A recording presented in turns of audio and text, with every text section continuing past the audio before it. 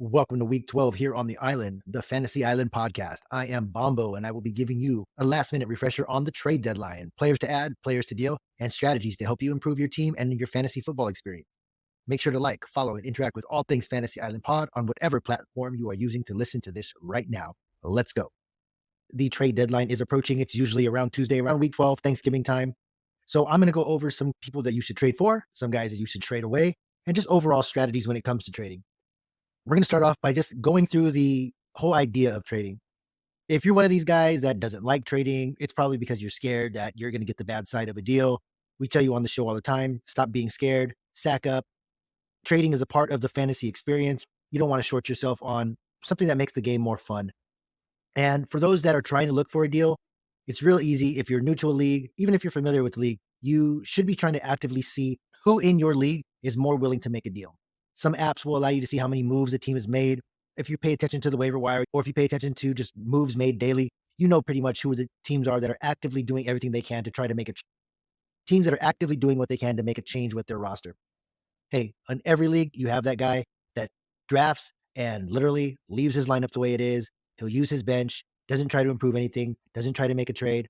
All hope isn't lost for those guys. What you want to do is either send a message, or if you have a group chat or anything like that, you want to start communicating to that guy, hey, your team would do a lot better if you can do this, if you can do that. Sometimes you have to set up a trade that's not even with you to help that guy start to get into the flow and start to trust the process in some of these trades. And just like I said, just improve the overall fantasy experience by being a true manager and wheeling and dealing with other teams. Real simple. Let's get right into it for some players that you should trade for ahead of the trade deadline. First player you should trade for, DeAndre Swift. Everything is set up to fall in place for DeAndre Swift rest of season. He has a great schedule. The Eagles usually will be playing with a positive game script. If they're going to be in shootouts, they're still going to go to DeAndre Swift. And if they are leading the game most of the time, they're going to go to DeAndre Swift to run out the clock. And he's more than capable to break a big play, even when he's just trying to kill time. He's a true bell cow right now. Yeah, if you just saw the national televised game Monday Nighter against KC, there was really no other running back that was getting any run. Philly pretty much handed him the keys to the backfield. I got him as a top 5 guy in PPR the rest of the way. Try to make a move for DeAndre Swift. Just know it may cost you, especially coming off of a big game. But he's one of the few players that I'll say you might want to overpay for him, especially if there are question marks with your running backs. DeAndre Swift will be a consistent high floor, high ceiling contributor to your lineup. Make a move for him. The next player I'm going to tell you to go out and get is Garrett Wilson from the Jets. And to tell you the truth, this is motivated by the quarterback change. Zach Wilson, you're out. You're on the bench. Not right there. Move over. You're over there. Zach Wilson demoted to third string in a matter of a couple of days. They are handing the keys over to Tim Boyle. And this is one of those things where he may not be proven, but we've all been asking for a change of quarterback. If you have any stock in Garrett Wilson, well, we finally got it. Garrett Wilson gets the targets. He gets the receptions. He's yet to get multiple touchdowns or even sniff the end zone since week 1. We're going to need Garrett Wilson to get in the end zone. Maybe Tim Boyle is going to be the one that does it. That's the roll of the dice. That's why we play. Change of quarterback 100% is going to help him. The touchdown trend cannot last forever. And if the Jets can rally up as a team and get behind this quarterback the same way the Raiders got behind Antonio Pierce when Josh McDaniels took a hike. I'm not saying that Josh McDaniels and Zach Wilson are the same guy, but it's a very similar situation. Locker room divider. I think everyone on the Jets can come together and have this new guy's back. All it takes is a game with a couple of touchdowns to Garrett Wilson. All of a sudden, he's back in wide receiver 1 territory. Make a trade for Garrett Wilson, and it may not cost you that much because he just came off of a dud in week 11 with the Bills. So try to get him. And my next guy that you got to trade for, Michael Pittman Jr., who is secretly a wide receiver 1. I mean, he's not giving you the most flashiest plays, and there's not a lot of nationally televised Colts games, but Michael Pittman Jr. is a wide receiver 1, top 12. And rest of season, his schedule looks great. Not only that, but Josh Downs is a little banged up. Plus, he's not getting targeted as much by Gardner Minshew. Speaking of Minshew, he's had a full bye week to prep to lead this team to a playoff berth because they're not out of it.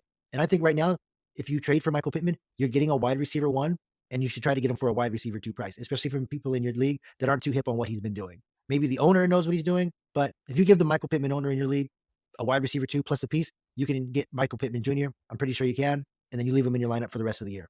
Go get Michael Pittman Jr. On the flip side, I'm going to give you some names of some guys that you should trade away. And stop me if I sound like a broken record. We're going to start with Tony Pollard. He had one good game, not great game, against a really bad defense in week 11.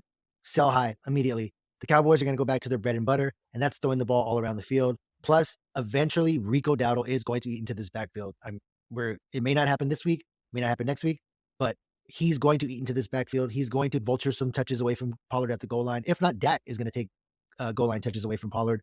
I just think that right now he's at his apex. Now's the time to sell him, get a more sure option. If you could flip a Tony Pollard for a Bijan Robinson, DeAndre Swift, even a Saquon Barkley, who we're going to get into right now, I would go ahead and do it. I just don't have any faith in Pollard. I don't have faith in Pollard being the bell cow running back that everyone envisioned him being as a part of this offense. Saquon Barkley, Giants running back. Yes, he has the ability. He is a game changer. He can take a screen pass to the house at any time. But the reason why he's made my list of guys that you must trade away, I just fear at some point they got to shut it down. The Giants have nothing to play for. If he's smart, he's not going to go out there and risk injury. The Giants shouldn't go out there and risk injury if they want to move forward with Saquon in this Brian Dable era.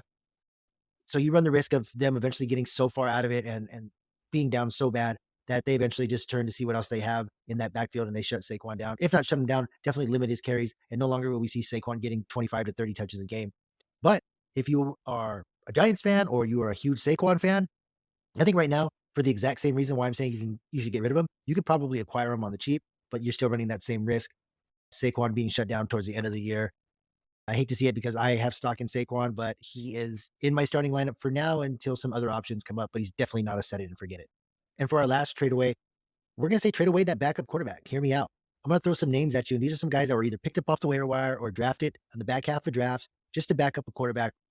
And maybe that quarterback for you has been balling out. Maybe the quarterback that you drafted as your starter got hurt and you've been rolling with one of these guys or a combination of these guys.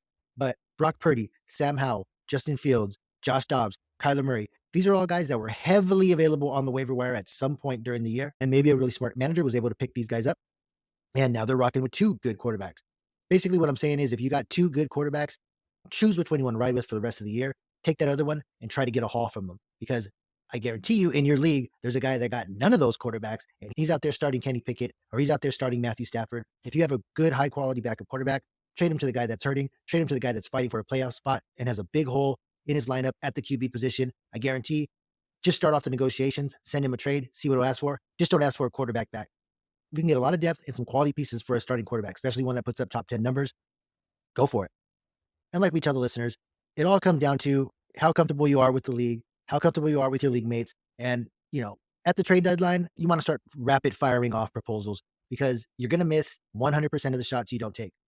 Like I said before, you want to open up those lines of communication. You want to start talking to your league mates and just seeing where their head's at. And you also want to stress the importance of getting a deal done before the deadline, because after the deadline, it's going to be slim pickings on the waiver wire and you're going to be stuck with who you're stuck with. You might want to open yourself up to an opportunity to add some players on your team that you wish you had all year. Hope I was able to help you out a little bit. Hope I was able to give you a little bit of courage to go out to your league mates and get a deal done. On behalf of Sweet Tea and Mr. R.W. King, I'm Bombo. See you next time.